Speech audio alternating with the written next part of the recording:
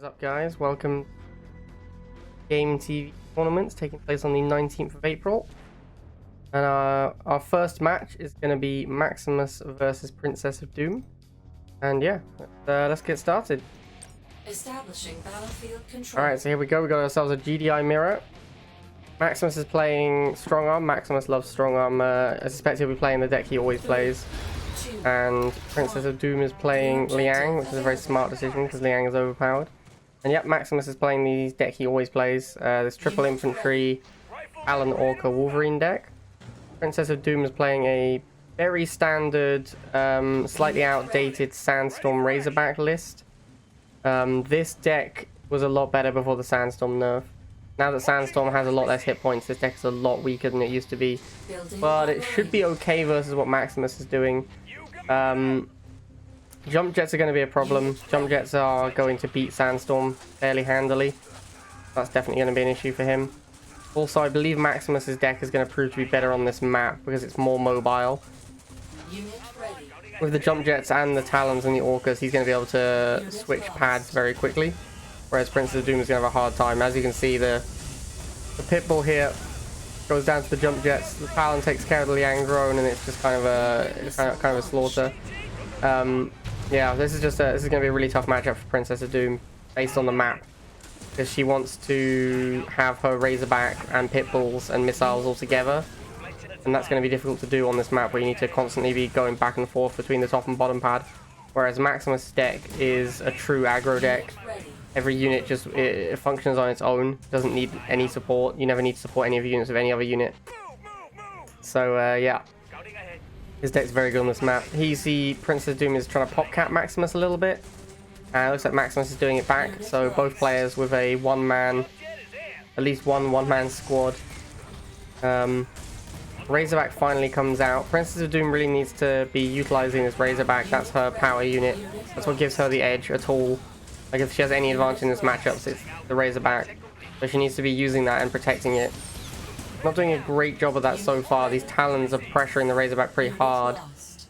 Here the Razorback is not moving at all, which is not great. You want to be sending that Razorback down. Fight that infantry. Yeah, Talon spam really coming out clutch here. Looking very good for Maximus. With that Harvester kill, he gets himself a Wolverine that's going to go top. It's going to be really hard for Princess of Doom to deal with this Wolverine in time.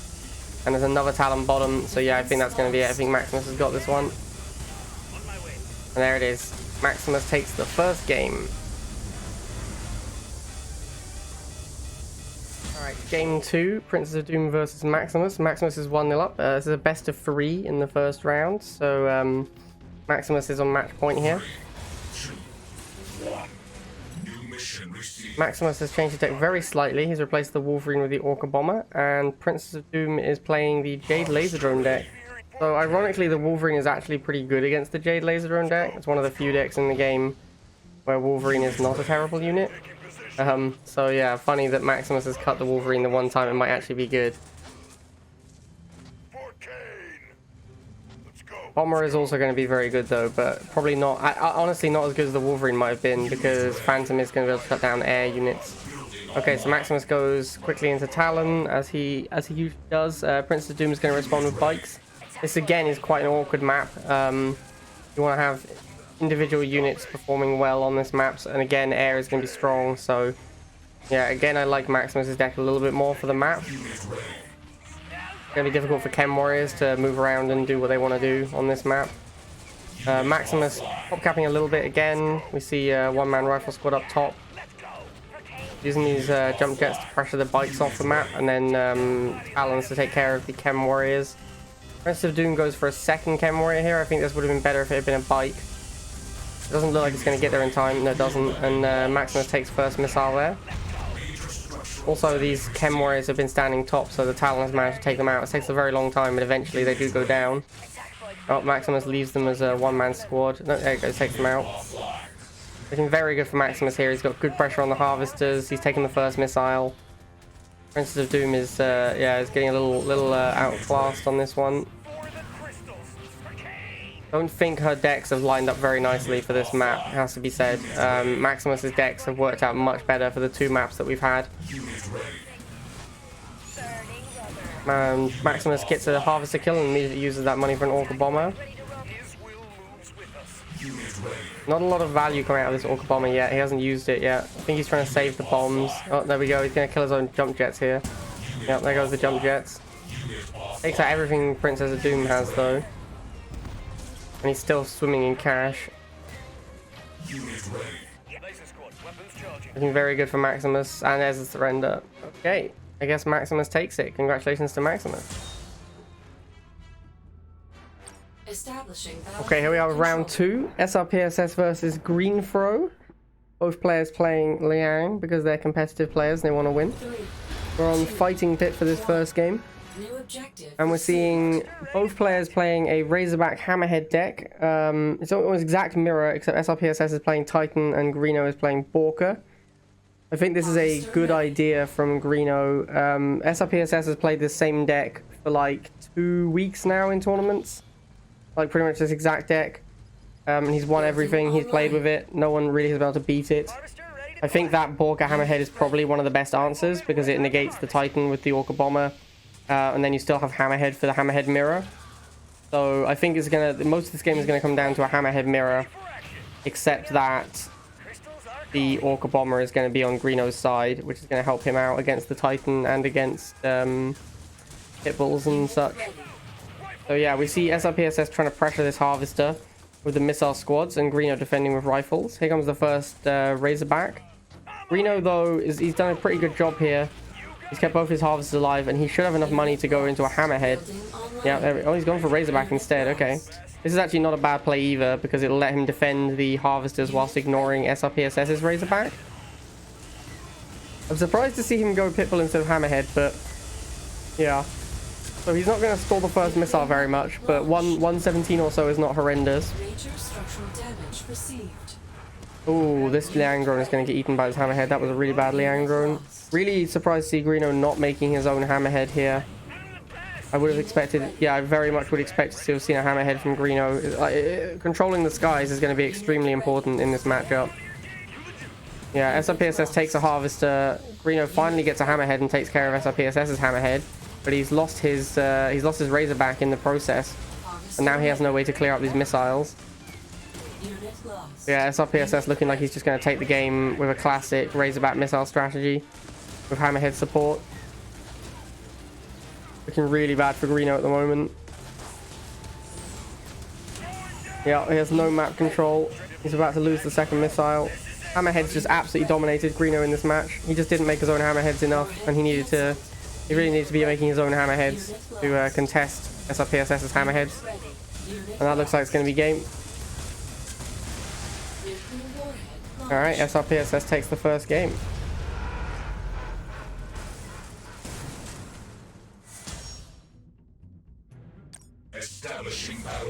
Okay, here we are. SRPSS versus Greeno on the second game, second round. SRPSS is 1-0 up. This is best of 3 still. So if SRPSS takes this game, he's going to knock Greeno out of the tournament. SRPSS playing the same deck again. Greeno playing a Fnatic aggro with Banshee, no Scorpion. Yeah, I think it's a pretty reasonable choice. His deck is a little weak to Pitbulls though, so I'm not super hyped by it. I actually think that I would have preferred to see Scorpion over Banshee here to take care of the Pitbulls, because Titan, it's the classic problem of people trying to play a deck that has an answer to the Titan, where really the answer to the Titan is just to try and win the game before the Titan is a concern. I think also you can bike spam to kill Titans, because they only kill like 1 bike per shot. So yeah, I think I would have preferred to see just a regular not aggro. So Greeno there gets pop capped on the wheel, but manages to annoy SRPSS enough into killing it. He loses his Fanatics though. This is a really bad play by Greeno to lose his Fanatics there. He should have kept them further back so that when the Razorback came out, he wouldn't get them run over. He's also taking a bit of damage, taking a lot of damage on his stealth tank here, which is really bad. He gets onto this pad in time. Oh no, there's the Liangron. Maybe. Ooh, doesn't quite kill the Razorback in time. Very, very close. This is very bad for Greeno now, because obviously once the first missile is lost to the Razorback, Titans are definitely going to come out. He does have Banshees though, but Banshee's not going to be great against the Hammerhead. You could actually spam Banshees. Multiple Banshees will deal with hammerheads, but it's not a great place to be. So yeah, Greeno really needs to protect these Fanatics stealth tank combo a little bit better. That's how he wins this game, is simply by making stealth tanks and Fanatics. So you can see like the stealth tank micro is a little bit off. He doesn't have the stealth tank anywhere near the Fanatics when they die. They just lose the full Fanatic squad. He fires into the missiles. So yeah, basically SRPSS wins majority of the games just by out-microing people with Razorbacks and missiles. And you can see here, this is exactly what I'm talking about. Greeno is just getting hammered by these Razorback missiles. He's about to get pushed off the map. And this game is an excellent example of why Razorback is overpowered, basically. SRPSS only made missiles and Razorbacks this entire game. And he was able to defeat everything Greeno made. Alright, so that means SRPSS is going to advance. Okay, here we are. Round 2 still. Got a second feature match from round 2. We've got Shadow Phoenix versus Sin1. And today, well, briefly at least, we have co-caster Jeffrey. What's up, Jeffrey? Hey, Blade. Not too much. How you doing? I'm good, man. I'm good. How are you doing? I'm doing pretty well. Alright, glad to hear it. Are you excited for this best of 3? Well, it's Sin1 and Shadow Phoenix. They're both pretty good players. Not top caliber by any means, but still pretty good. Should be an exciting match. Well, it's not like SRPSS versus Charlie we just had. You know, that was a great match. But all right, so what do we got here? We got Jade versus Jade. All right, you love to see that, but 2 completely different decks. We got Sin1 running Scarabs with Scavengers and Chems. Very, very unusual choice. Mostly the Scarab, sorry. And then we've got Shadow Phoenix playing a, well, looks like a bit more of a standard list. This looks similar to the CKM 111 deck, except he's running Stealth Tank versus Phantom. Yep. I mean, I feel like the Stealth Tank is going to be a bit of a difference maker, dealing with the Banshees very quickly. They both were running Chem Warriors, so it's kind of a wash there. And the Scarabs, I can't see doing anything, so.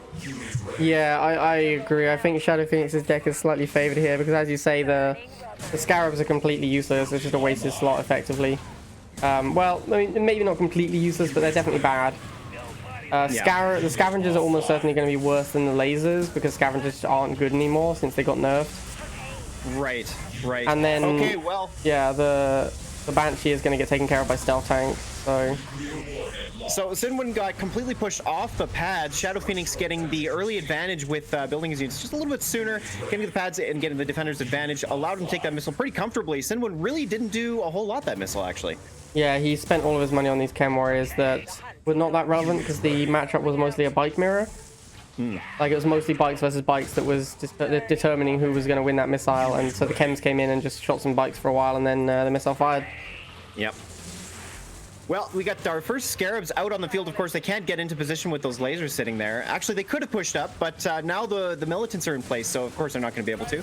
These Chem Warriors coming in from Shadow Phoenix as well, and we're going to sacrifice these militants. That's a great move. Of course, that is exactly how you deal with Scarabs. We all know that. These Chem Warriors coming in from Center. Nice Catalyst Missile is going to drop down, taking care of the Chems and the bikes. But actually, what a chain reaction that was, going all around the missile. Another missile about to fire here. Can Sin1 get onto these pads? Bikes moves on to the top. Double bikes coming in, but those laser drones are going to do a great job, of course. Getting defender's advantage with those means they will win against the bikes. They're going to swap around, and these Chems on the bottom right are going to hold steady, and there it is. All right, Shadow Phoenix comfortably wins this game. Really nice missile from Sin1, except he misjudged how far it was going to go. It blew up almost, really cool, it blew up almost all of Shadow Phoenix's stuff, then hit his own Chem Warrior as well, blowing up his entire army. Game 2, Shadow Phoenix versus Sin1. Looks like Shadow Phoenix has switched to Liang, which is probably a good choice because this is Lone Spire. On Lone Spire, Jade is a lot weaker because you can't ever get to the base with the Chems, really. Yeah, it's true. Lone Spire with that, the rocks being on the side of the base means there's only 2 tiles, I believe, that you can actually access. So it does become pretty difficult. Unless you have air units, then you can do maybe, like we used to see old hammerhead rushes on the base, but I mean, that doesn't really work anymore, so. Yeah, I very rarely see the old air units on the base strategy anymore. Yeah, but like Inferno perhaps, but that's about it, really. Well, I mean, you can do it with like Phantom and stuff, but it's one of those things that works. Oh, pardon me. It's one of those things that doesn't work so well once your opponent is a little bit better at the game. Yeah. Like you've got to effectively be able to control this top area of the map, and your opponent has to underestimate how much damage the air unit is going to do and just choose to ignore it. Because if you know that something like a Phantom is going to do a ton of damage, then you're going to deal with it, and then that's not going to work out well for the Phantom player. So for decks, we got Shadow Phoenix is actually running something similar to what SRPS is running. Actually, it's not that similar. He's got a pretty standard Razorback Mohawk deck here with Sandstorm Splash, and then of course on Sin, when he's running the exact same deck in the last game, hoping to find some success with it in this game, and we'll see if that ends up being the case. We got this Razorback doing some pretty good damage to the Cyberwheels. Of course, their vehicle damage nerf means that they don't do that much damage, but they're going to chew up these scavengers pretty quickly. Now we got these missiles coming in underneath. Of course, this is the classic way to play Razorback. You throw missiles underneath of them, let the Raider of the Razorback take care of infantry, and it does some pretty good work that way. We got Leandro coming on that far left as well, a little bit early too. I'm surprised to see that, but now it's actually going to start to swing over to Shadow Phoenix, I believe. Now he's starting to get his combination going. Yeah, and looking very good for Shadow Phoenix on this missile. He's moved these missiles to the bottom though. This might hurt him a little bit. They do slowly walk back up towards those bikes. He could actually lose this missile with that misplay. He's had to suicide his Razorback to buy time, but no, it looks like he's going to still take it. So he's got to block these Scarabs, and yes, okay, so that was very close. Like you said, the missiles moving to that bottom platform meant that they were disconnected from the Razorback, and that's something you can't do, really. You need to keep them all together. So I was a little bit surprised to see that, and it nearly did cost him the missile, but he did manage to win it anyway. Yeah, I think maybe he didn't realize there were bikes coming around the top because he couldn't see them, and he wanted to get double blocker on the bottom platform because that's normally where people contest. So I can understand what he was doing with it, but it did force him to suicide his Razorback. Fortunately for Shadow Phoenix, Sin1's deck is extremely weak to Razorback. Bikes and Banshee are not good at taking care of a Razorback protected by missiles at all. So yeah, it's... Oh, this is very nice. Very nice play. Gets everything. Yes, that was actually a very good Catalyst missile. A nice change from the one we saw in the previous game where it cost him his own units. This time, he actually got a great amount of value, and this is going to be very important as the missile is about to fire. This Razorback is going to get destroyed by the Scarab, though. Of course, they both trade. These bikes on the bottom platform will eventually go down, same with the top right, so he should be able to block them. This lane drone is going to go down to the bikes, of course, but it doesn't matter. Shadow Phoenix does have 2 out of 3 pads, and that's going to give him the victory. Yeah, really nice play from Sin1 to move the Chem Warriors forwards to continue the chain reaction to ensure that it hit the Razorback. Unfortunately, his deck was just too weak to Razorback missile combo, and he fully incapable of dealing with it. So Shadow Phoenix does take that game. All right, guys, here we are. Round 3, Viktor Bansemer versus Tom Eric. This is the last of the best of 3s, and also the last round where we'll have a single feature match. So after this, we'll move to the semis. It'll be best of 5s. We'll show every game for the semis and for the third place match and for the finals. Exciting. And of course, Jeffrey is with me. How you doing, Jeffrey? We're going to get Jeffrey's camera turned on in a minute. Yeah, but for now, for sure. For now, it'll have to just cope with his voice. Yeah. Oh, of course. All right. So I was expecting Tom to play Titan, and that's exactly what we're seeing. But he's got no Pitbull in his deck, so. Although, having said that, you know, it may not be too bad of an idea. I suppose the Stealth Tank could shut that down, but Stealth Tank's just going to be a huge problem for Tom with 3 air units to rely on. And he's really got to get to Titan if he's going to have a chance. Titan and Hammerhead should help him out, but not for the beginning of this game, I feel. Yeah, I think that even though Stealth Tank will one-shot Pitbulls and Mohawk, so it doesn't seem like it should be that big a difference, the nature of the Pitbull of being a unit that you can stack multiple on top of each other, whereas a Mohawk is going to have to stand on its own somewhere, means that the Pitbull is a lot stronger versus Viktor's deck than the Mohawk will be. Because a Mohawk will have to move to the front line and then will immediately get killed by a Stealth Tank. Whereas a Pitbull, you can have like 3 Pitbulls together, one of them dies to the Stealth Tank, the other 2 get a bunch of damage done. Well, and we got some early aggression here from Viktor on those Harvesters. The boosted bikes are going to chew through that Razorback. Doesn't quite get it. Needs one more volley, and it looks like he's going to get it now. There it is. Mohawk coming out to deal with these wheels, of course, and the bikes on the field. Won't be there in time, though. A nice Harvester pull from Viktor on that far left, far right pad. Mohawk and the missiles will not be enough to win this missile, and there it is. Viktor, again, easily takes his first missile, but, you know, game's not over yet. Yeah, I mean, classic example of double Harvester. The opponent always going to take the first missile pretty easily.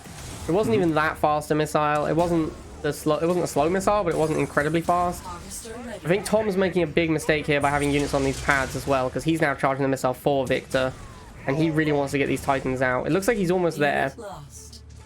Yeah, I think he's got the money to do it, so we're just waiting to see it come out. There it is, Titan on the field now.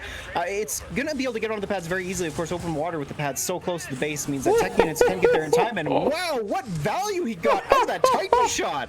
Holy crap, I've never seen a shot go up like that. That was amazing. I think that killed a stealth tank and a full squad of fanatics on the second tile. Yeah.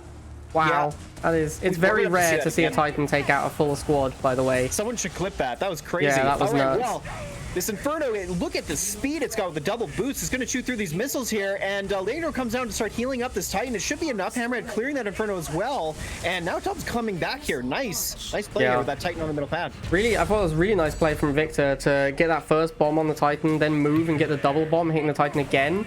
But Liang saves the day. That Titan would have gone down, I'm pretty sure, to the unit it was fighting. It was so close to dead, I'm pretty sure it would have gone down if the Liang drone hadn't popped. But Liang makes the Titan indestructible, which is kind of the whole reason to play the Titan.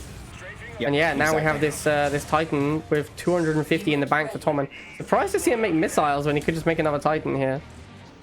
Yeah, another Titan would make more sense. It does pretty good infantry damage, so even these oncoming lasers, they wouldn't really do a whole lot. But look at that. Oh, man, that Titan has gained so much value, clearing so many units. And again, it's still just not going down. That Liang drone is healing up that Titan. It's nearly at half health, and this is exactly the problem. So these bikes here, bike's a good answer, but with Liang drone, it's just not proving to be enough. Yeah, I really think Viktor should be... Viktor's using lasers to try and counter the Titan. Actually, I think bike spam is a much better answer.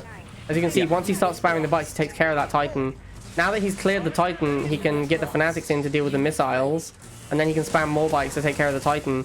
And it's going to be close here. I'm not sure who's going to take this one. Here comes the Liang drone. Takes a hit from that bike, but survives it. Goes down. Could be Viktor's missile here. Oh no, wait a minute, those bikes on the far left finally go down. Inferno coming out. These missiles are going to shoot through the wheels as well. Boosted Inferno is going to try and get through the Inferno, but it needs one more shot to clear it. And unfortunately, it's just going to sit here and take damage from these missiles while it's hold. But, oh my goodness, what a misplay from Tom there at the end. Oh, unfortunately, he didn't get his Titan onto the pads.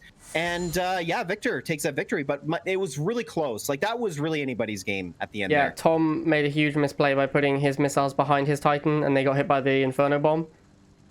And that's what cleared his left back pad. He also should have pulled a Harvester, like, way sooner. He ended that game with almost 500 Tiberium, I think, and he has 2 Harvesters, both of which could have been on pads.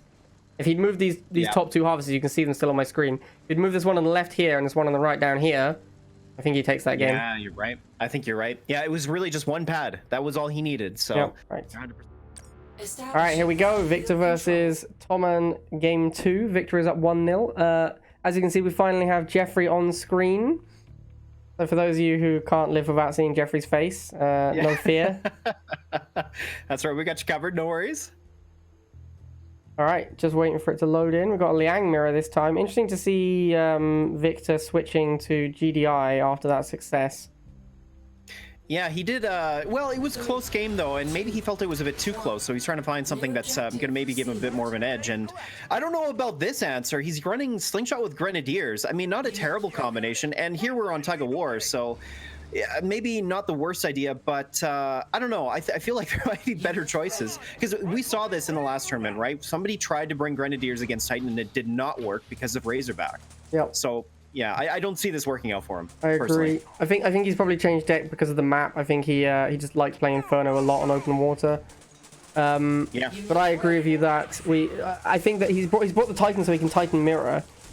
But what's going to happen is the Slingshot's going to get one shot by the Titan, whereas the Hammerhead is not going to get targeted by the Titan at all. So Tommen's going to have air control, because he's going to use Razorback plus Hammerhead to have air dominance. And Slingshot's not going to do anything about that against the Titan. Like, once the Titans are out. Until the Titans are out, Viktor actually has the edge with the Slingshot. But once the Titans roll out, it'll be very easy for Tommen to kill the Slingshots, and then use the Razorbacks to kill the Grens.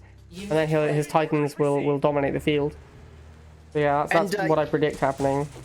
Yeah, I think you're 100% right. I feel like that's the most likely scenario. But, you know, for this beginning of the game, you're seeing a bit of a stalemate, and that's just simply because of the fact that both of these decks sort of counter each other directly at the very beginning.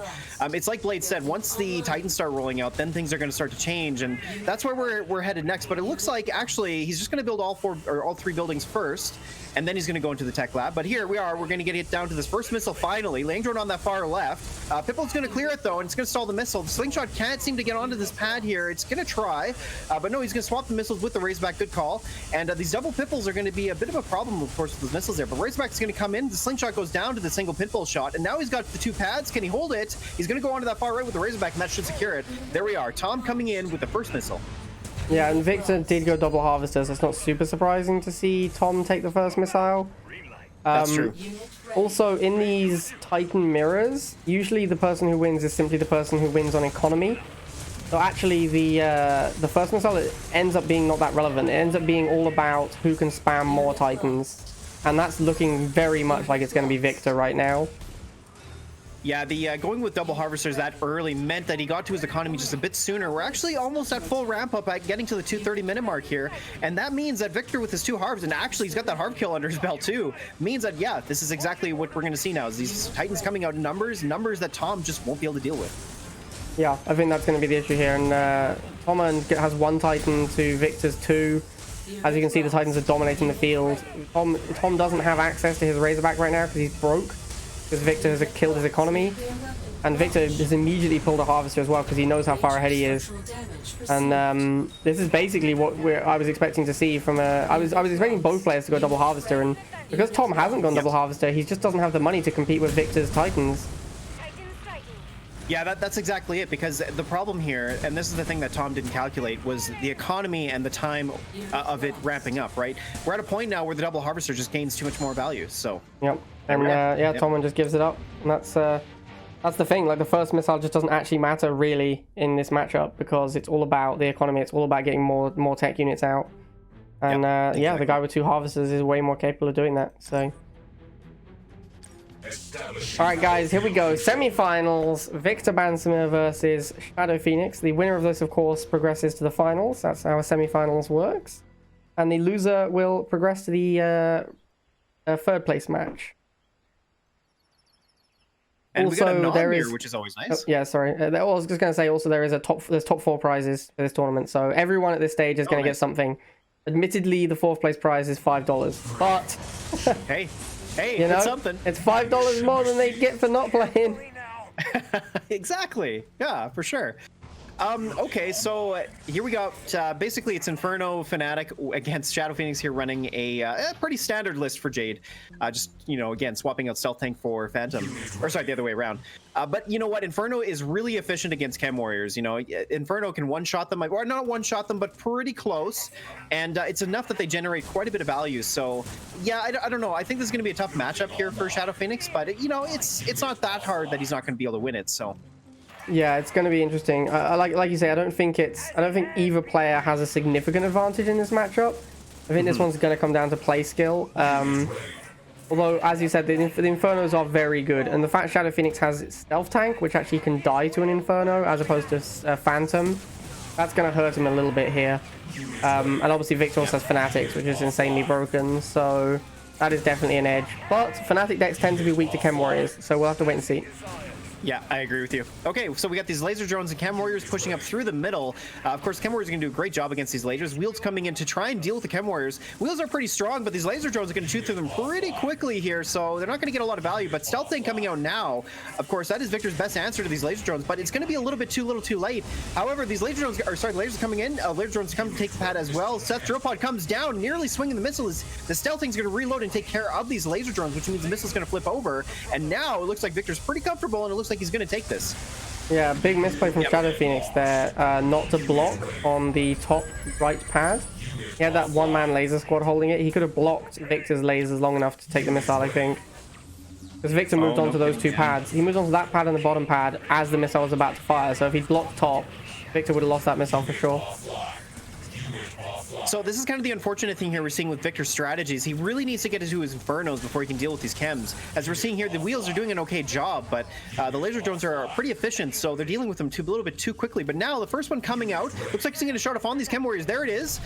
Now they're going to melt to the flames as well, so it doesn't one-shot them completely, but the flames do clean them up. Another one coming down, and these double Infernos are going to start to shut things down here for Viktor, I believe.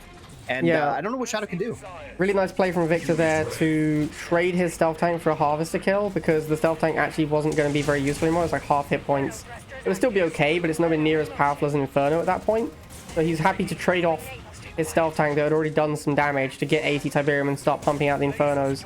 And now you can see how far ahead he is once he has this double Inferno. Oh, Shadow Phoenix, no! Oh no! Should have baited the shot with the rifles, but doesn't, and that's going to cost him the game. Yeah. Oh well, never mind. There Okay. it is. Yeah, yeah, big misplay. Big misplay. Yeah. Ouch. Yeah, that hurts to see. All right, game 2, Viktor versus Shadow Phoenix. Viktor is 1-0 up. It's a best of 5, so he's going to need 3 to win this one. And he switched to Liang, which means I would say 99.9% he's going to be playing Titan. No, it couldn't be Titan. Maybe it's Mammoth Tank. No, it's definitely Titan. It's like, yeah, for sure going to be Titan. Shadow Phoenix is playing probably the same deck again. Yes, probably. Which you think that Chem Warriors would be good against Titan, but Razorbacks just too efficient. Yeah. Oh, it's Juggernaut. Oh. Wow, okay. Did not expect to see that. Okay. Shadow Phoenix now has Shade and Phantom, so... Tell you what, Shade is very good against Slingshot. So It's good against Slingshot. It's good against Juggernaut. He's got the Phantom, which, you know what, in this case is actually not too bad. As long as he clears the Slingshot efficiently with that Shade, then it's going to clear the way for the Phantom. So in this case, you know what, Phantom might be good here against the Razorback, especially, you know, with Juggernaut being able to clear stealth tanks. It might be a good choice. But, yeah, I mean, you know, it's going to be a wacky match. The Shade to deal with the Slingshots means that Shadow Phoenix could control the skies. And if he can control the skies, then the Juggernaut is irrelevant and the Razorback is irrelevant. And that's basically all of Viktor's deck at that point. Yep. Yeah, these Also, Grenadiers are going to do nothing. Viktor's gone double Harvester, so that means that Shadow Phoenix, we might just see him win first missile and chem bomb the base. Yeah, actually, you're 100% right, and I'm a little surprised that Viktor's not fighting for this first missile a little bit harder, but he's got this Razorback coming out. Of course, he's not pushing it down to that bottom pad. Of course, he has to deal with those Chem Warriors. He can't really hold the pads, and that Liang drone's going to do nothing. So, a little awkward missile there for Viktor. A little bit of, you know, a little bit less of gameplay that we usually see from him, but that's okay. He's going double Harv. Again, you know, losing that first missile is not unexpected, but he does need to be careful of that base rush. No problem. Unit offline. Rolling out. Yeah, a little surprised to see the Grens here. Not sure what's up with the Grens. Gren Razorback is an okay combo, I guess, but I mean, Shadow Phoenix could just go Phantom here if he wants to take care of his Razorback. I'm very surprised to see he hasn't done that yet. He's trying to fight this Razorback Gren combo with ground forces. It's like, you know, you've got Razorback in your deck. Just take care of the, sorry, Phantom in your deck. Just take care of the Razorback with that. Yeah, exactly. So he hasn't even gone into Shade to go after the Juggernaut, but does clear it with that Catalyst missile. So of course, those Chem Warriors taking forever did manage to make it over that far right eventually. We got into position against the Juggernaut and managed to clear it. So good value for Shadow Phoenix, but you know, a little unfortunate to see that from Viktor. But you know what? Doesn't matter. Here we are. We're getting down to this second missile. Viktor so far he's pulling the Harvester over to secure that pad. These Grenadiers are going to hold against this these bikes. Building another Juggernaut may be a little bit too costly at the moment, but now that Shadow Phoenix is on all 3 pads, it looks like he's got this, and yep, there it is. Yeah, and can't miss out to counter the Juggernaut as well, so Shadow Phoenix takes that pretty easily. Yep. I don't know what Viktor was doing there. That was really odd. Alright, here we go. Shadow Phoenix versus Viktor, currently 1-1. Shadow Phoenix, yeah, so I was about to say Shadow Phoenix looking to take this one or get knocked out, but then I remembered it was 1-1, so I don't know what I'm talking about. That's okay. Yeah, we've got a couple of changes here. Of course, Shadow going to GDI, and then Viktor going back to Nod. So, of course, you know, he was playing Juggernaut last time. He's likely going to be playing Inferno in this match. Shadow Phoenix is likely, I expect to see some sort of a 5-card deck with maybe Sandstorm or Titan or something like that. We'll take a look. New mission received. Yep, exactly. So yeah, Shadow Phoenix is basically playing Razorback Mohawk with Sandstorm Splash, and then Viktor is playing Inferno Phantom. Actually, yeah, so he has made a change. He's running Phantom versus Stealth Tank, which is interesting. And you know what? That's going to cost him a little bit here. I think the Stealth Tank would have been better. You know, I think the Stealth Tank would have been clearing the air a lot better than the Phantom will. And I don't know, Sandstorm... I don't know. I think Sandstorm is going to be pretty weak. I think Inferno does an okay job against it because it can back in and out. But what's your take on this, Blade? Inferno actually can't back in and out. Well, it depends how you do it. So I've noticed that, I don't think I've realized this before, but if a sandstorm starts shooting something, it will finish firing its volley at that unit regardless of how far away that unit goes.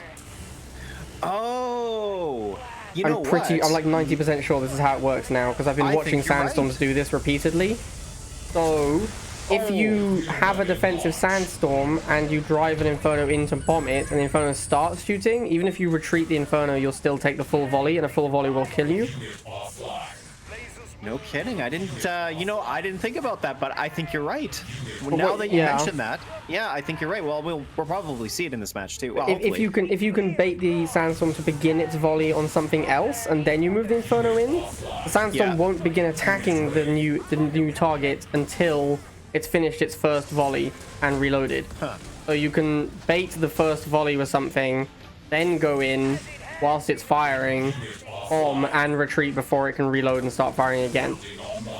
So really, the only way that Viktor is going to be able to comfortably deal with those sandstorms is double Inferno shots. Like, he's going to have to get two Infernos at the same time, go in.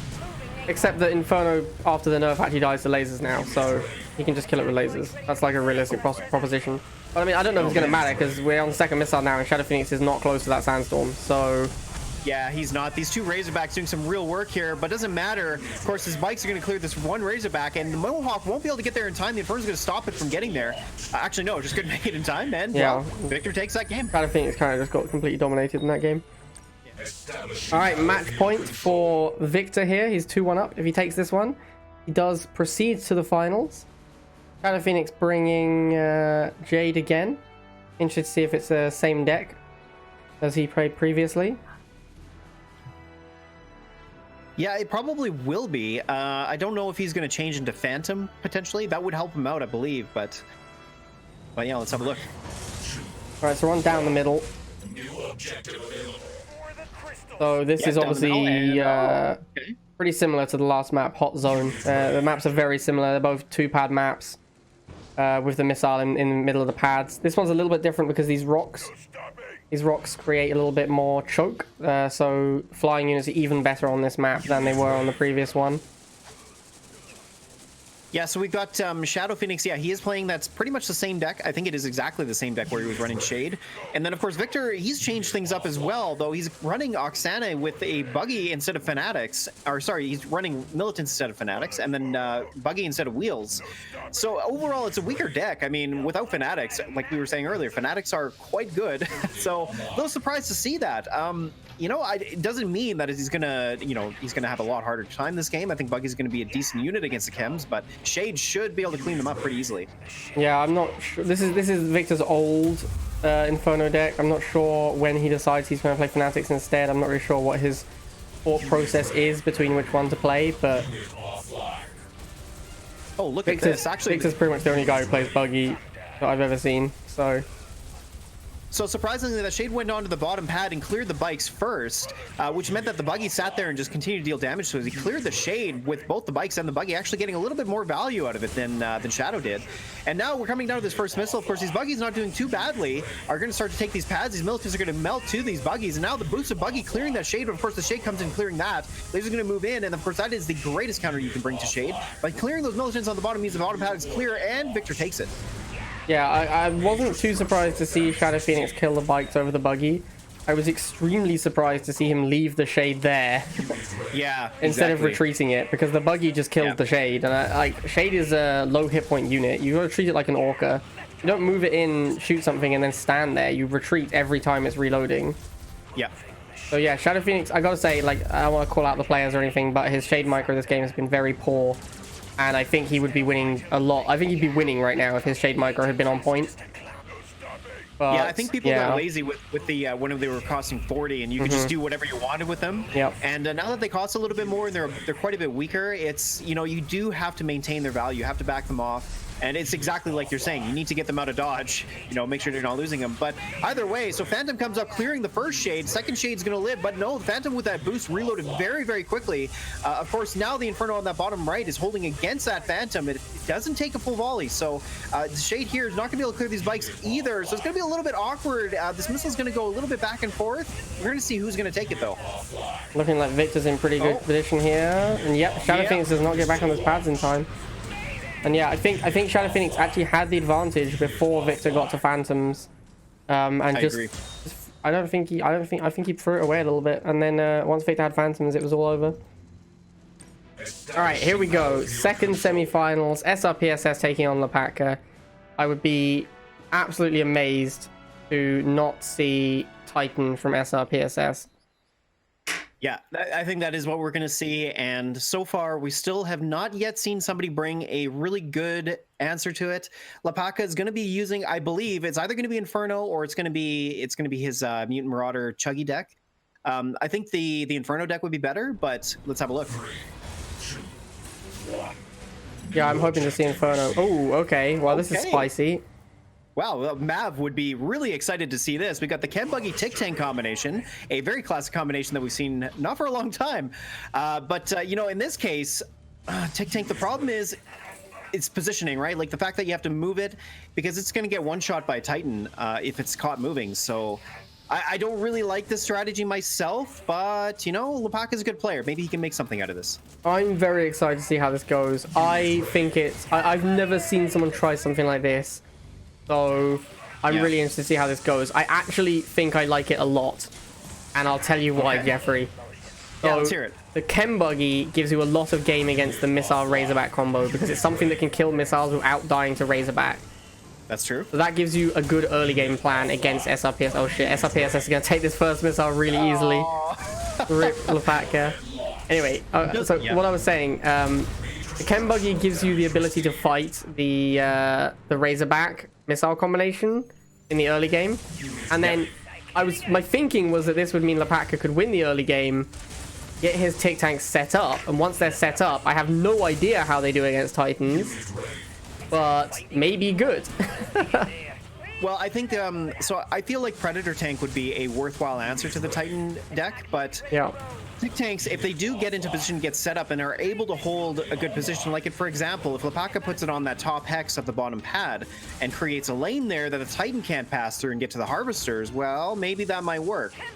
You know, so there's certain ways that he could play the Tick Tanks, but you know what? He's not in position right now, so it's going to be pretty tough.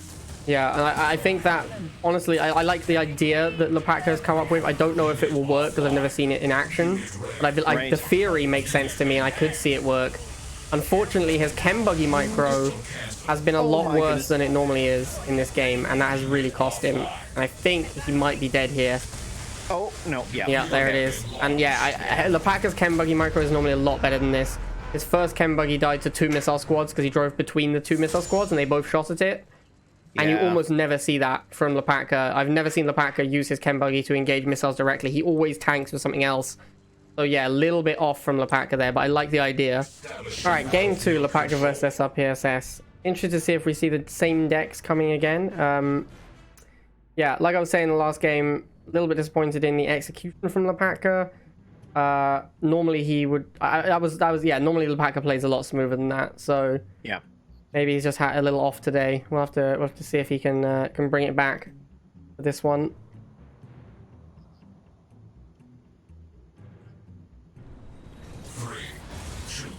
And we're on actually a pretty similar map, so yeah, so he's brought the same thing, and I do like to see that. I think this is going to be a good shout, as long as he does execute a little bit better. And having seen that first match and the way it went, I think Lepaka is going to clean up his wounds a little bit here and regroup and come back stronger. But let's have a look and see how this match is going to play out. Yeah, so what we're looking for is Lepaka to use his Chemical Buggy with the wheels tanking for it. So like here you see he's losing these wheels. This is not great. What I'd like to see him do is preserve the wheels until the Chem Buggy comes out. And yeah, SRPSS is pop capping these wheels as well. So now Lepaka is stuck with 2 one-man wheel squads, which are not going to be very useful. So our first chem buggy coming up from Lepaka, of course, he's going to be able to use it to engage these missiles, and he's going to allow the chem to do a lot of the damage there, cleaning up that first squad. He's going to move it down to the bottom, but of course, Pitbull here is going to be a bit of a problem, so these lasers are going to come out, and of course, this is a combination that Lepaka is going to have to rely on for the beginning of this match, which is going to be a combination of laser and chem buggy. But much like this first match here, we're seeing getting pushed off these pads. Chem buggy needs to clear these missiles. He's going to boost it. There it is, and now he's going to get onto the pad. Great. Can he clear this Pitbull in time and take the missile? And he might. Oh, wait a minute. Here we go. He needs to block the Pitbull, but doesn't quite get there. However, this Tic Tank coming in should be pretty good. He's going to be able to clear this Pitbull in another shot. Oh, he's here, on the pad. and... It's on the pad. Oh, this he is gets huge. on there. Yes, here we go. So this is exactly what we want to see. This Tic Tank here is going to have so much health once it gets onto a pad, but he's boosted here, which is really unusual. Yeah, he's going to take 2 shots doing. from the Pitbulls now. Although, again, he just needs to get rid of this Pitbull, clear the pad, and there it is. Now he should be able to take this missile. I thought that was way too aggressive with that Tic Tank, but he does take the missile, so it's really hard to argue with the result there. So good job, Lepaka. Yeah, true enough. True enough. I actually think that the wheels have been very underwhelming due to the nature of SRPS's deck being very missile and Pitbull heavy. I think he would have been a lot better off playing Militants. Yeah, you might be right about that. Just to make sure that, just to have a better answer against missiles. Yeah, just for the early game. Yeah, just to give him a, like, because if he could open Militant laser, and then he could use the chem buggies. Because what he really wants to set up is laser plus chem buggy, I think. Right. In the same way that SRPSS is trying to do missile plus Razorback. All right, so here comes the first Titan. I have no idea how the Tic Tank is going to do, so let's find out. Yeah, this is going to be exciting here. So here we go. Oh, wow. Actually, so it looks like it's going to take 3 shots for the Titan to clear the Tic Tank. So 1 more, and yes. So it's going to take a total of 3. The Tic Tank's not going to be able to do enough damage. Oh, no, that Stealth Tank's in the back. It's going to get shot. Oh, so good close. Dodge, good dodge. Oh, my goodness. Yes, very, very close there. But Lepaka managed to save. The missiles will take care of it, though, if he's not careful. Landro now coming in to heal, and this ain't looking too good. So, unfortunate. I don't think the Tic Tank plan is going to actually work. Great in theory, but he's going to have to rely on these Stealth Tanks a little bit more. So, all right, missile coming down, and Razorback's going to move onto that top pad. It's going to chew through those lasers, and gets onto the pad. Stealth Tank nearly reloaded. We'll clear it. The block? The wheels on the bottom pad, but I think he's going to do it. I think he's got it. Yes! Yes! Oh, right.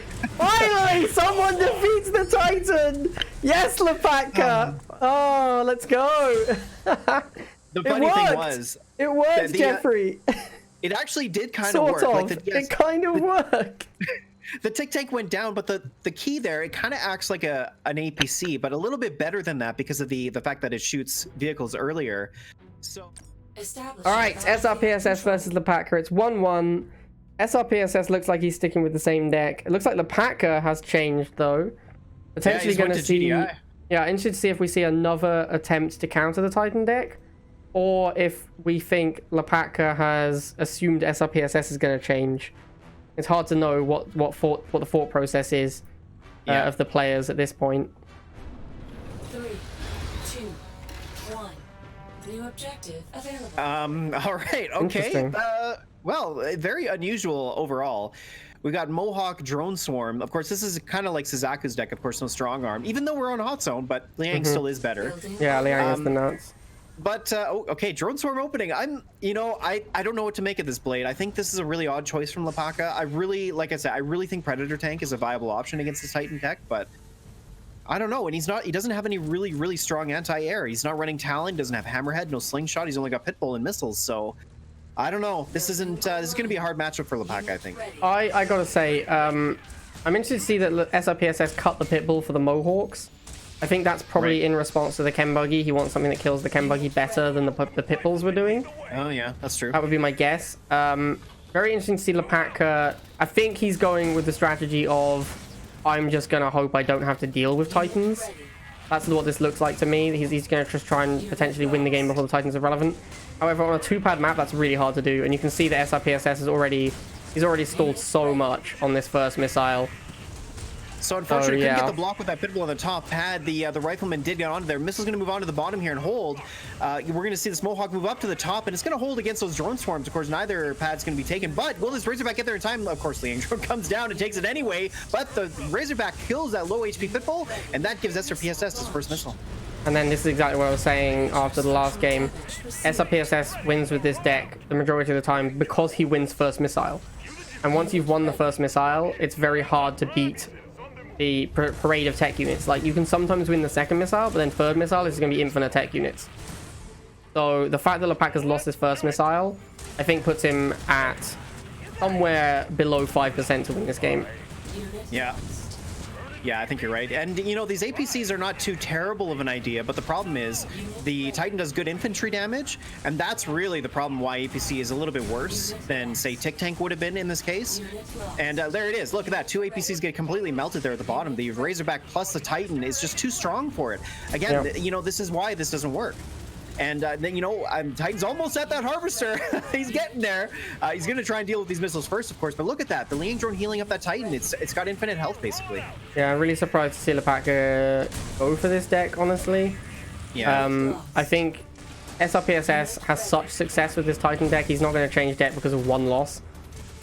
And yeah, Lepaka has switched to a sort of standard mid-range deck, which is exactly what SRPSS wants to play against. I think Lepaka was anticipating a different deck. Yeah, I think that's the only thing that makes sense. Yeah. Well, we should see what's going to happen here. We got Lepaka switching over to Nod, and this should be very interesting. I think we're going to see pretty much the same deck that we saw last time. Maybe a slight difference to adjust for the deck that SRPSS plays, but I fully expect SRPSS, like you said, Blade, to play the Titan deck because it is going to be good on a 2-pad map. Yeah, I would expect Lepaka to be going back to the Chem Buggy deck that he had success with, honestly. Now that SRPSS has shown him that, again, he's going to fully commit to this Titan deck, I expect, yeah, Lepaka is back to the Tick Tank and Chem Buggy, and also going Militant first to get that charge immediately. So yeah, definitely going all out on that strategy. Yeah, so I think 100%. And we're Sorry, go gonna, ahead. it'll be interesting to see if this Mohawk for Pitbull switch helps SRPSS in this matchup. Yeah, that is the question, right? Like Mohawk, so against an entrenched Tick Tank, Mohawk's not going to do an amazing job. I don't actually know how much health the Tick Tank does have with it entrenched. I think it's somewhere around 6,000, and Mohawk does about 400 per shot. So if my math is right, the Mohawk won't be great against the Tick Tank, but that's not going to be the important thing. It's like you said, it's going to be the Chem Buggy where it'll make up that difference. So we'll see. We'll see if that does end up making a big difference in this game. And you can see how much stall, again, SRPSS is getting on this 2-pad map. It's very easy to stall. Missile is only just over half charge. We're at like 48 seconds. Looking at like a 110, 120 missile, I think. Which is pretty good for SRPSS. So this stealth thing's gonna be very, very good. It's gonna win Lepaka the missile here, clearing that Mohawk on the bottom. Of course, another Mohawk coming out here will be able to get onto the pads, but it's gonna go down pretty quick. This boosted stealth thing should clear it within enough time. However, it didn't get all the shots off, and now these missiles might get onto the pad, and they do. So really unfortunate. These militants will be able to deal with them, but of course, it's gonna take a little bit longer with only 3 of them remaining. But these lasers on the top, clearing that Mohawk. For something nearly reloaded, will clear the Mohawk, and finally, this is where Lepaka is gonna take the missile. Yeah, and the switch to Mohawk, as I said earlier in the tournament at some point, it didn't end up being relevant in the game where I mentioned it, but these triple air decks with Mohawk and no Pitbull, very weak to stealth tank. Yeah, for sure, right? And now SRPSS switches into the Missile plus Razorback plan, which is exactly why the pack has the Chem Buggy. But here you can see the Chem Buggy comes out, and SRPSS has this Mohawk for the Chem Buggy, but the stealth tanks take care of that. So yeah, Lepaka looks like he's kind of got SRPSS's number here. This deck looks very well designed. This second Tick Tank, I think, is a big misplay. He really needed to re-up on the stealth tank here. Yeah, I agree. Oh, he's going for the Harvester. Okay. Oh, okay. I like it. this game plan. Yeah, I like it. And actually, SRPSS only has 1 Harvester. Very surprising, in fact. You know what? I didn't even notice that until just now, but this means that SRPSS isn't going to get to his Titans in time. Yep. And even though, like, look how much money he's gaining right now. He's lost that Harvester to that Tick Tank, of course. He's got no money in the bank, so although, I mean, having said that, the missile's been stalling for a while, it shouldn't have stalled enough that the timing should go off where the missile goes off before the Titan gets out. So we'll see if that ends up taking place. This suicided boosted Chuggy followed by the suicided stealth tank is insane to me. I don't know what Lepaka's thinking with that play. He was in very good shape after getting that Harvester kill, and he just sent, what, 200 Tiberium to its death? He did well, and it looks like SRPS is now coming back. He's got that Mohawk Razorback combination getting in set up, and now the Chem Buggy just doesn't get there in time. The missiles were able to hold against it, and that gives SRPSS the second missile. Yeah, I think Lepaka had this game, and he's just thrown it away. Like, he was doing so well, and he needed to use the stealth tank plus Chuggy combination, and he threw away too many resources, and now he doesn't have enough money to make the stealth tanks he needs to clear up these Mohawks. He's got to protect these Mohawks. Like, the stealth tanks, sorry. He's got to get value out of them. He's got to use them to one-shot Mohawks repeatedly. Yeah, exactly. Well, and now we're at a point where SRPSS has enough money to build a Titan, and I believe we're going to see one coming out here right away. Although he is still building these Mohawks in quite big numbers, and I think Titan would be a lot better. But either way, we got this bottom pad secured with 3 units. Kembuggy can't hold against it. Gets destroyed by the Mohawk with the Razorback supporting. And at the top, Mohawk clearing those bikes as well. Lasers get onto that pad, but it doesn't matter. Too little, too late. And SRPSS wins the game. And that is classic old school meta game that we used to see. When Razorback first came out, everyone used to play the Razorback Mohawk combo because it just dominated against Nod. Yep. And we're seeing that again. Although I strongly think Lepaka could have taken that one. I think he was in a very strong position when his Tick Tank killed the SRPS's Harvester. Yep. And then he had about 200 Tiberium, and he went Kembuggy boosted into 2 missiles and a Mohawk. It got annihilated. Then he sent in the Stealth Tank to the same 2 missiles and a Mohawk, killed the Mohawk, but lost the Stealth Tank.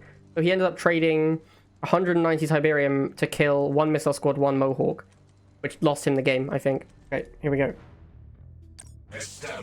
Alright, Shadow Phoenix versus Lepaka. 3rd place match. The winner of this will receive, obviously, the 3rd place prize, and the loser will unsurprisingly receive the 4th place prize, which is, I want to say $20 and $5 respectively. Oh, hey, that's something worth fighting for. 20, yeah. No, 15 for 3rd, 5 for 4th. Yeah, okay. 3, 2, 1.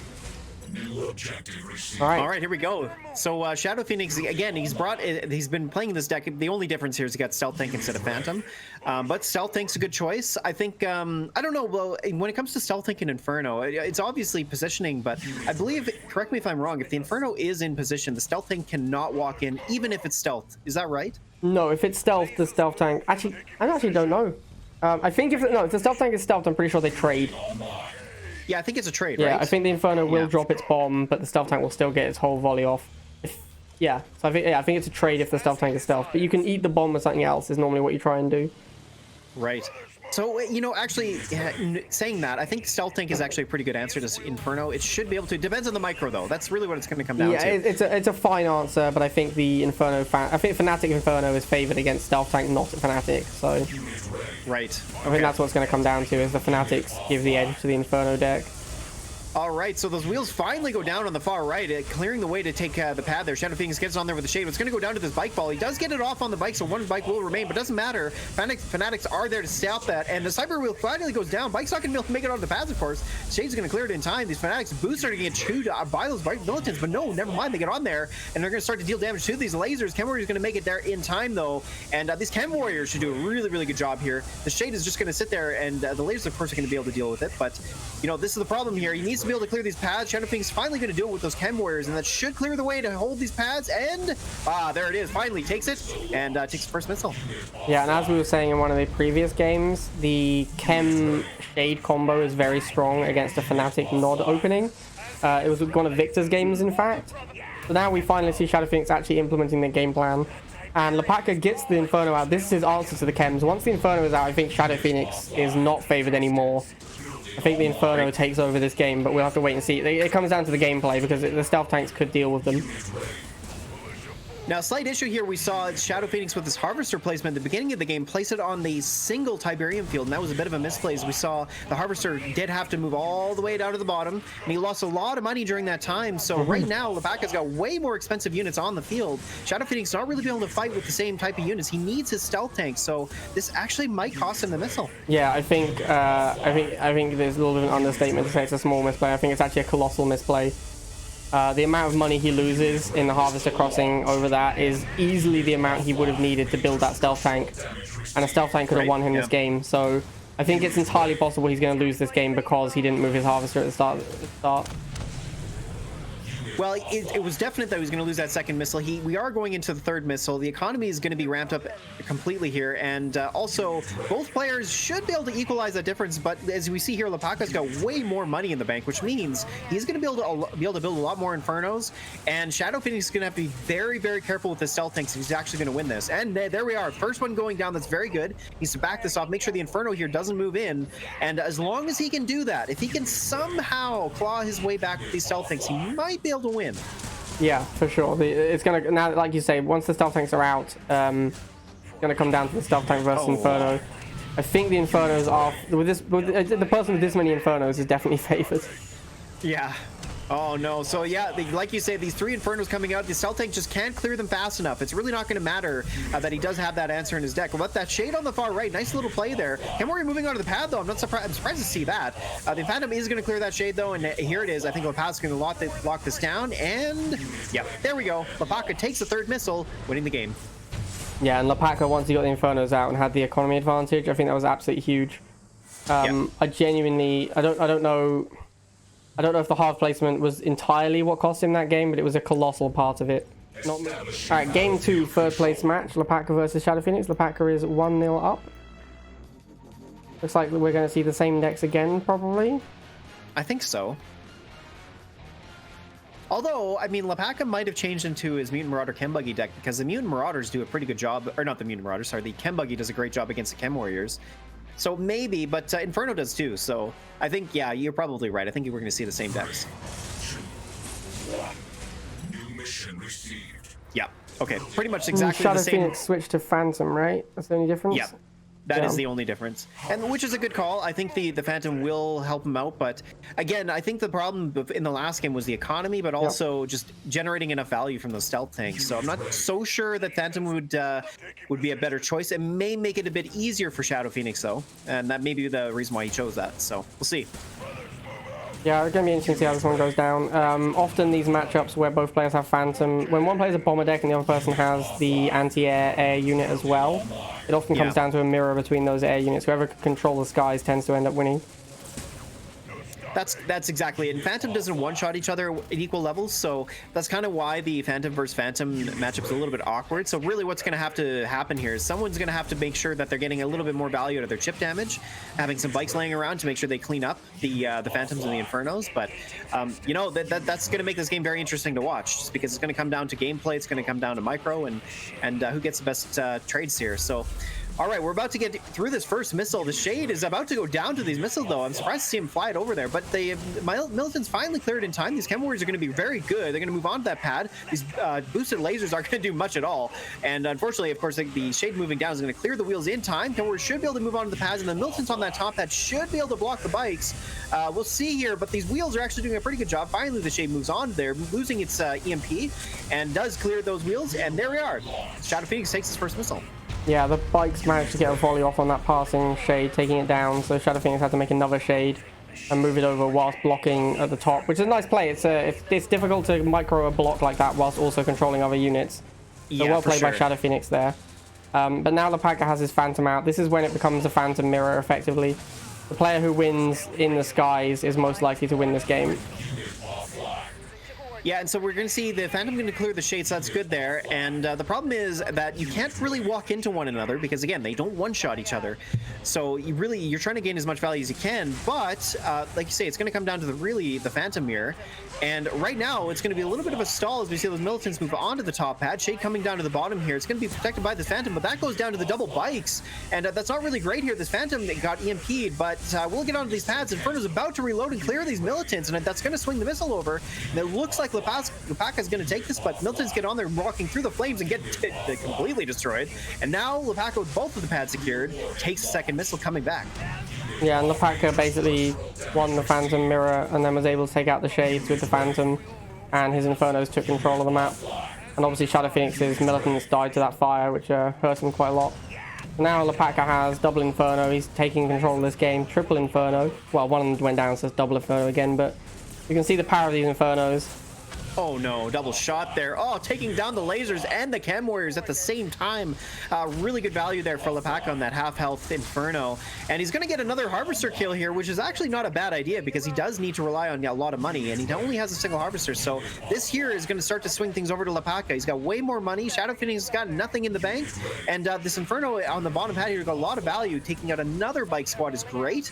And yeah, I don't know. If you can win with these cheap units, maybe these Infernos are doing such a great, efficient job job here clearing units. That it's not looking too great here for Shadow Phoenix at all. Lepaka is looking pretty comfortable, especially with this Inferno coming into the bottom pad. And can these militants make it on time? No, Fennec's going to block them, and there it is. Lepaka takes his third missile, winning the game quite comfortably. Yeah, once the Infernos got out, they just took over the game again. It's what we're seeing every game with the Infernos. Once they're out, it's impossible to beat them. All right, match point for Lepaka here in this best of 5. If he wins this one, he does take 3rd place. Shadow Phoenix bringing Jade again, Lepaka bringing Liang. Do you think Lepaka's going to be playing Titan? You know, after seeing the efficacy of it, perhaps. But I don't know.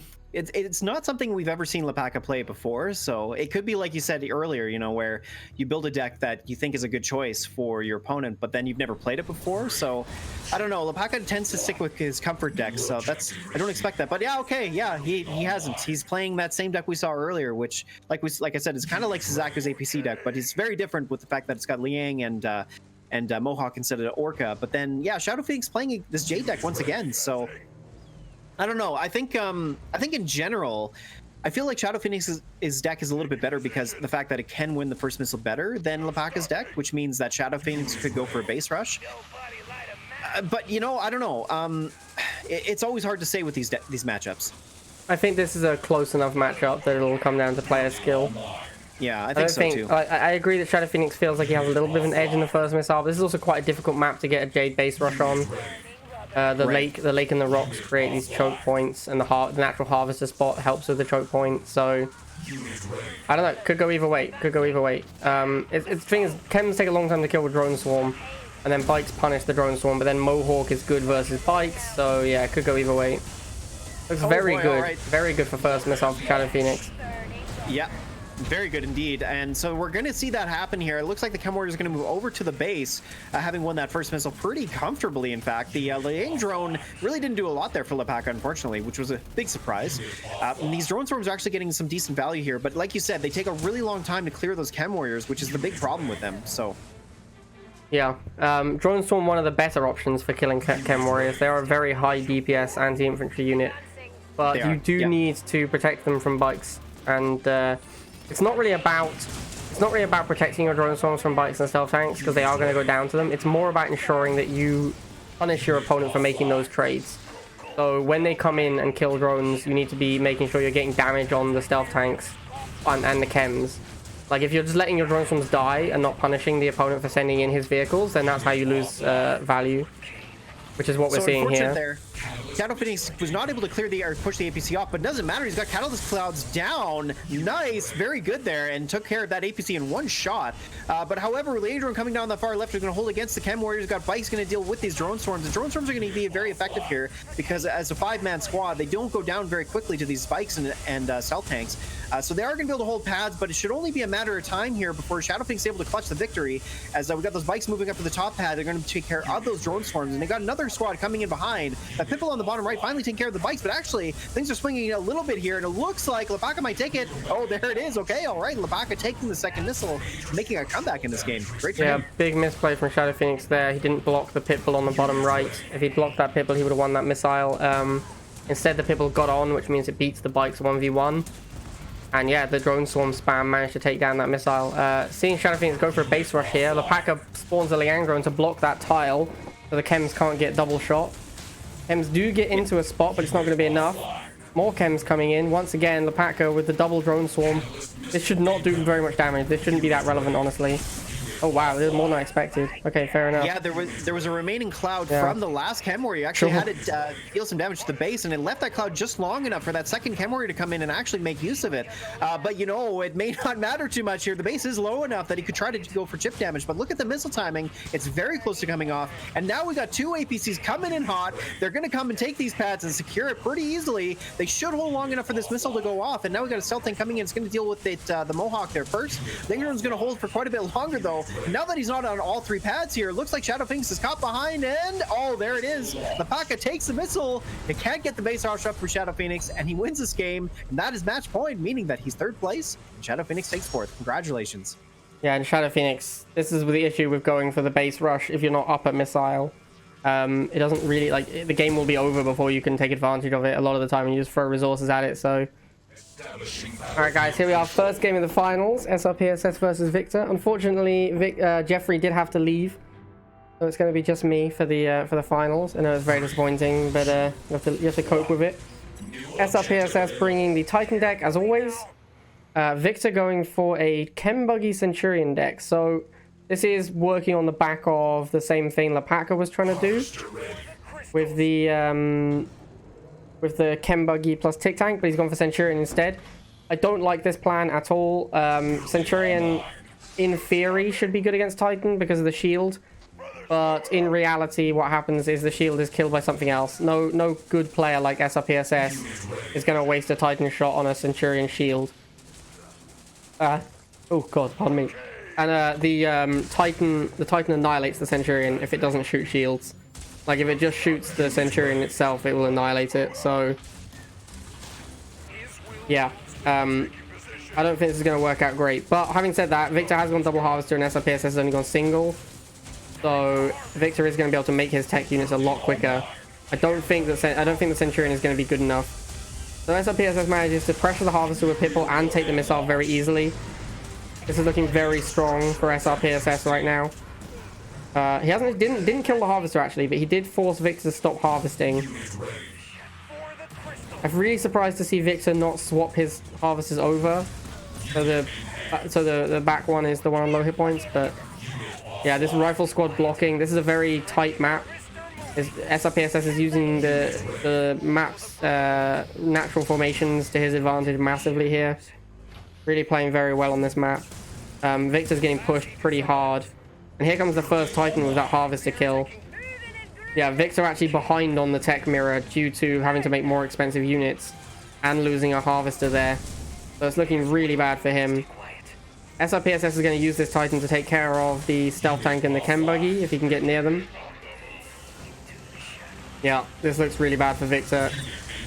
Here comes the boosted stealth tank, but he isn't killing the drone. There goes the drone, but now he can't kill the Razorback.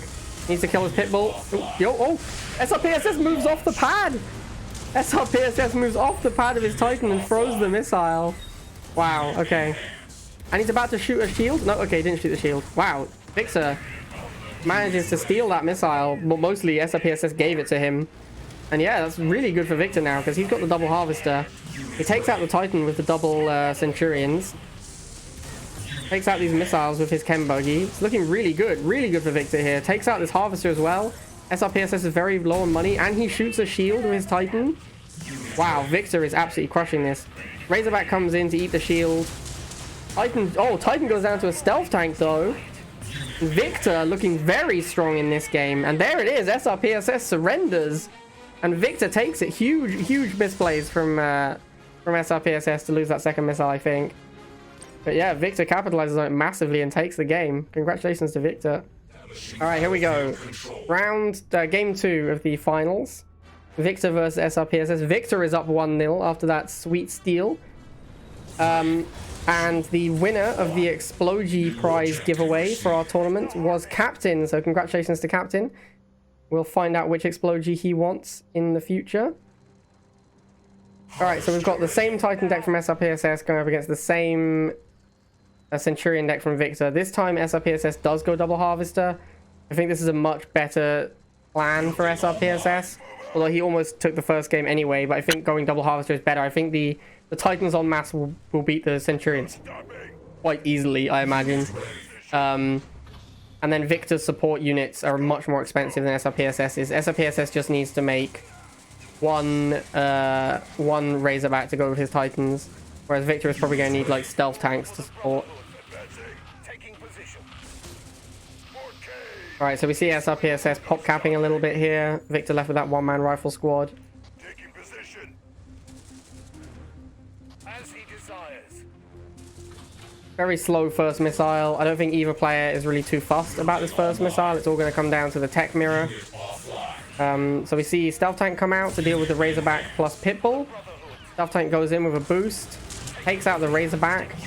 Starts taking a little bit of damage from the Pitbull in return. Not a lot though, only one shot. So not too bad. Reloads. He's going to take out this Pitbull as well.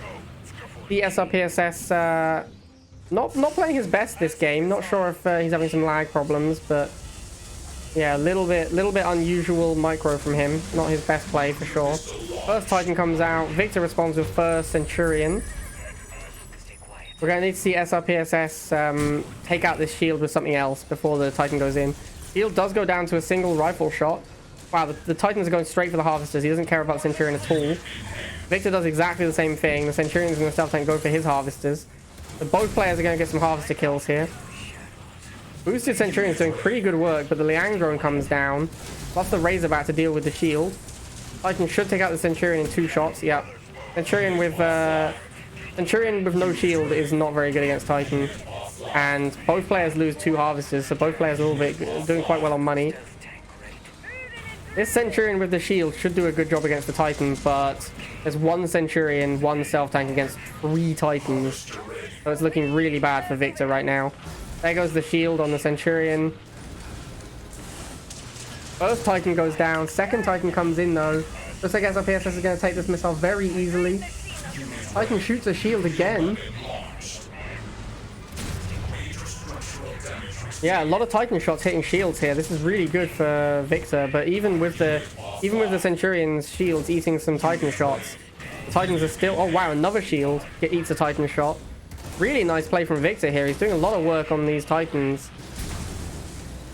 Another shield eats a Titan shot. Wow, Viktor is taking over the game now with these shields.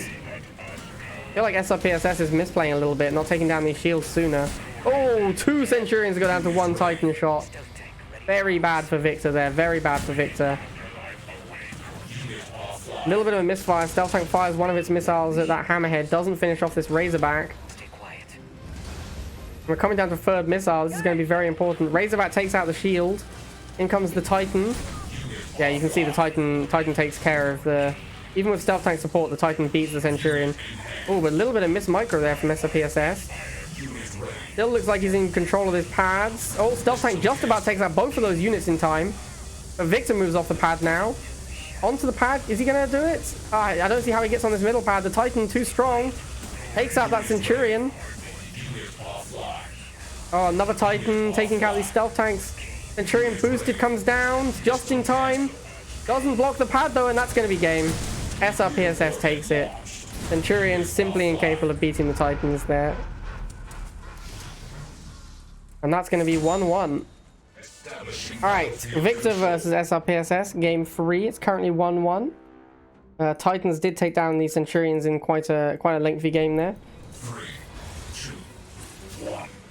New objective available.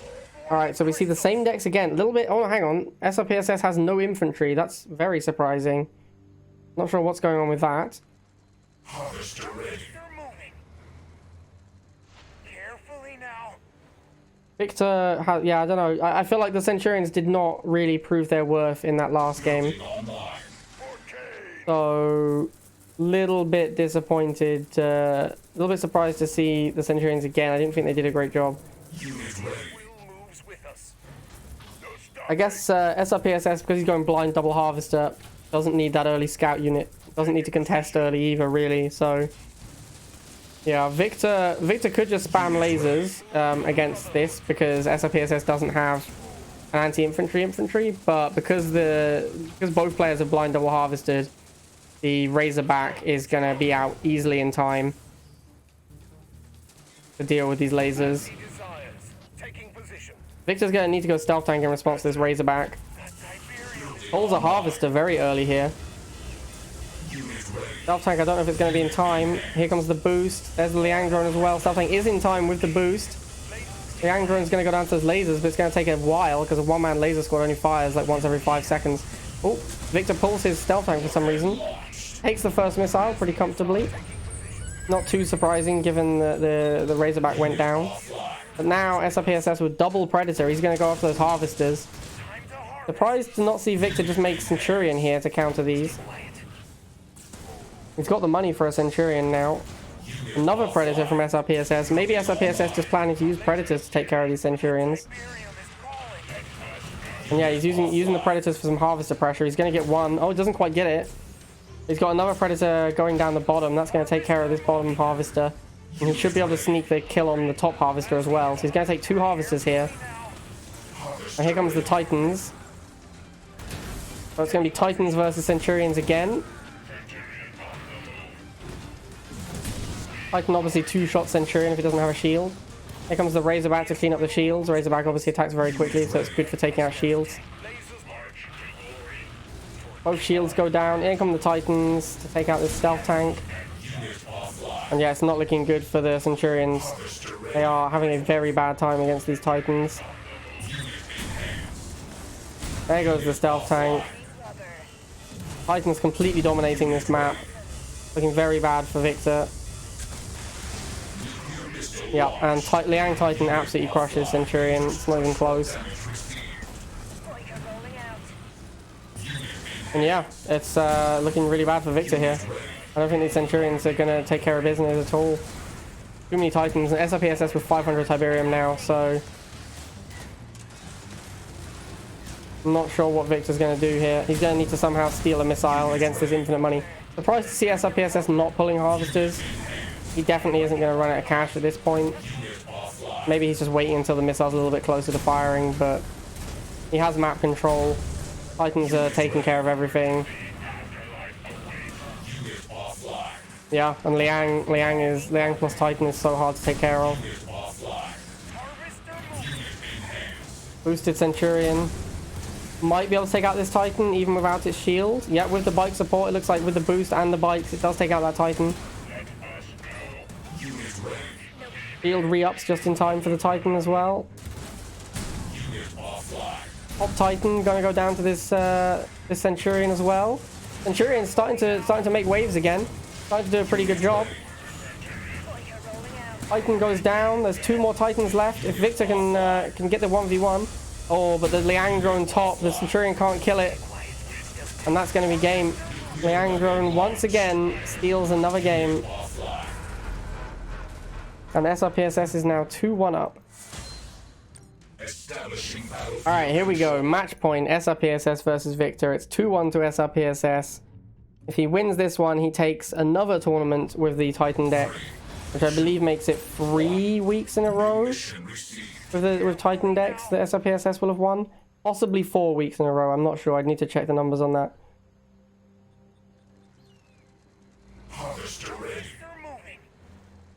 Alright, let's see how it goes. So both players blind double harvester again. Not sure this is a great... I mean, I don't know. It's hard to say because Viktor won the first one with the Centurions and the second one he got beaten up. But then the third one actually looked like he was doing okay. Like he almost managed to take that game with the Centurions again. So, I don't know. I don't want to straight up say that Viktor is wrong to be playing the deck again after the 2 losses. Because that last one did look very close. But it does feel like SRPSS is still advantaged. So I'm not 100% sure.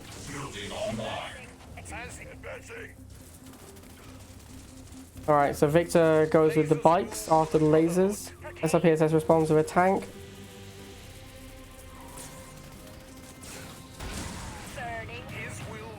Not doing a great job against this tank here. The lasers are getting some chip damage in, but they're going down pretty quickly to these dogs. Viktor pretty pop capped here. Looks like SRPSS is going to leave him with all these one-man squads as long as possible. Liang drone does take a laser shot there. That's going to reduce its uptime significantly. But still not enough to really be relevant. And the first tech unit, here comes the Titan very early. It's going to lose its shield to the dogs though. I don't think Titan is going to do a very good job against even Predators if it doesn't have its shield. And yeah, here's two I think the shield did actually eat a Predator shot despite the dogs being there, which is kind of insane. Wow, and the Centurion with the boost does take out both Preds. I think one of the Pred shots got eaten by the shield despite the dogs being there, which was just very lucky for him. Here comes the Razorback to eat the shield. There goes the shield. Titan's going to shoot, take out half of the Centurion. The Angron comes out, basically negating the Centurion. Shield does eat the Titan shot there. That's very nice. Wow, these bikes do actually nothing with the Liang drone there.